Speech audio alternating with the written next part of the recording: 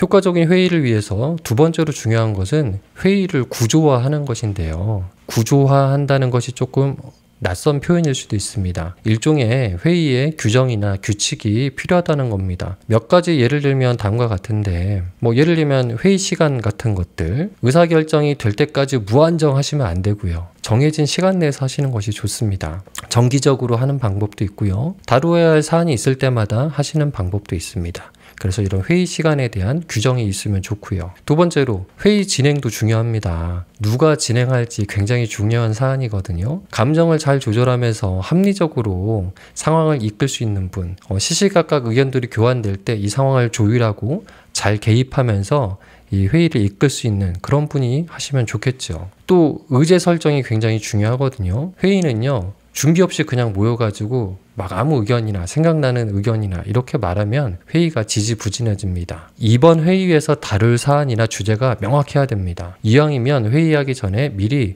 참여자들에게 공지가 돼야 되겠죠. 너무 폭넓은 주제보다는 구체적이고 명료한 주제를 가지고 하는 게 좋고요. 한 번의 회의에서 너무 많은 의제를 다루기보다는 한 가지나 두 가지 정도만 다루는 것이 좋습니다. 그리고요, 결정하기 쉬운 것부터 다루고 어려운 건 그 뒤에 다루는 것이 낫겠죠. 또 회의에서 어떤 절차를 통해서 최종 결정을 내릴 것인지 의사결정 절차를 미리 정해 두셔야 됩니다. 예를 들면 진행자가 의제를 얘기하고 구성원이 돌아가면서 그 의제에 대한 의견을 말하고, 그리고 반론을 제기할 그런 시간들을 서로 주고요. 그 다음에 우리 가족은 어떤 사안에 대해 전원 합의로 이것을 결정할 거다. 전원 합의가 안 되면 다수결로 결정할 것이다. 혹은 이 일에 책임이 있는 그 사람이 결정할 것이다. 이런 의사결정에 대한 규정이 마련되어 있어야 합니다. 또 기록과 피드백이 있어야 되는데요. 의사결정된 것은 기록으로 남겨두는 것이 좋습니다.